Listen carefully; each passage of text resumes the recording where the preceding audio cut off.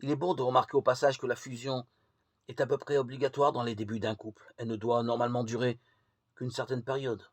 Si la fusion dure trop longtemps, l'individu perd ses propres repères, il étouffe ses désirs les plus profonds et les empêche d'émerger pour intégrer ceux d'un autre. Le mélange est beaucoup plus source d'angoisse que la séparation. Il est fréquent de vivre également une intense culpabilité. Le moindre acte de liberté apparaît comme une transgression, un danger pour l'autre. La fusion étant très souvent accompagnée d'un chantage affectif devant lequel il est difficile de se situer. Par fausse compassion pour éviter l'affrontement, il est alors possible de se trouver complètement aliéné.